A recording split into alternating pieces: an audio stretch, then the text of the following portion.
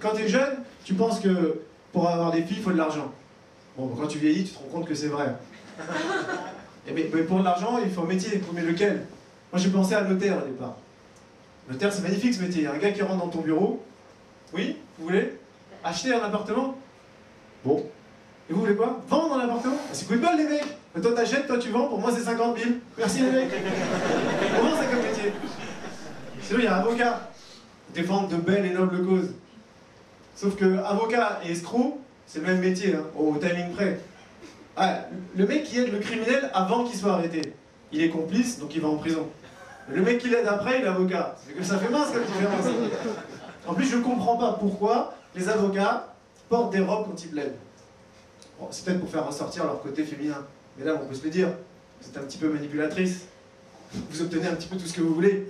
Ce qui expliquerait pourquoi, si les médecins travaillent sous le serment d'Hippocrate, les avocats, eux, travaillent sous le serment d'Hypocrite. Il y a un autre métier où la tenue vestimentaire est vachement importante, c'est chez les plombiers. Tous les plombiers ont leur cul qui sort de leur pantalon. En fait, c'est ce qu'ils apprennent à l'école. Je ne savais pas. Le jour de l'examen, monsieur Ramos. Ah, ça va pas être bon pour vous cette année, monsieur Ramos, hein, je suis désolé. Ah non, vous avez réparé la fuite, monsieur Ramos, c'est pas la question. Mais on ne vous voit pas l'arrêt du cul, monsieur Ramos. Vous travaillez votre arrêt du cul, monsieur Ramos, on vous l'a dit répété toute l'année. Quand on voit l'arrêt du cul de son plombier, on se dit qu'il est compétent. Ben, vous le savez, monsieur Ramos, bossez-le, sérieux. Sinon, j'ai pensé à un moment aussi à rentrer dans la banque. Mais c'est une mafia, on ne rentre pas comme ça.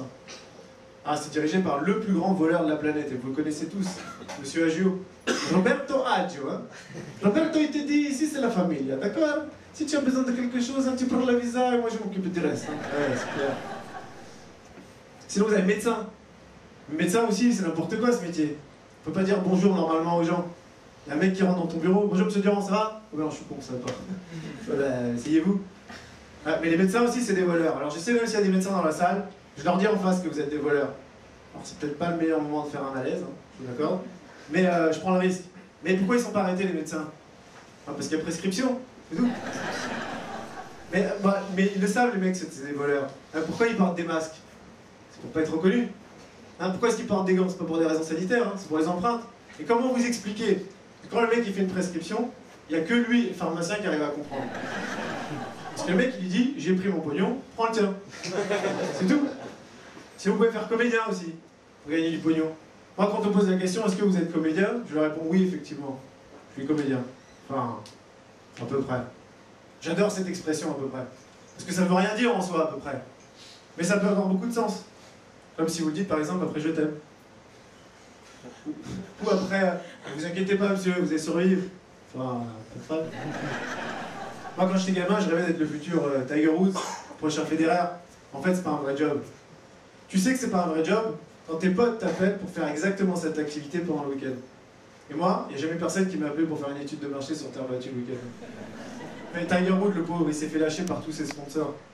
Comme Gillette par exemple, quand ils ont appris le scandale. C'est vrai, moi dans la petite tête de consommateur moyen, avant j'achetais des rasoirs Gillette. Bon, mais maintenant que je... Mais Gillette, enfin, j'ai acheté des rasoirs Gillette. Bon, que Gillette fasse fabriquer en Chine, pour faire plus de... par des enfants, pour faire plus de marge, ça moi le consommateur moyen, éthiquement j'arrive à gérer. Par contre que Tiger se tape des bombes, ça je dis non, j'arrête d'acheter des rasoirs Gillette. J'ai quand même le sentiment qu'ils me prennent un petit peu pour des cons. Bon, et comme j'ai pas trouvé le métier qui me plaisait, hein, et ben après HEC, j'ai monté une boîte. Ça a été une super expérience.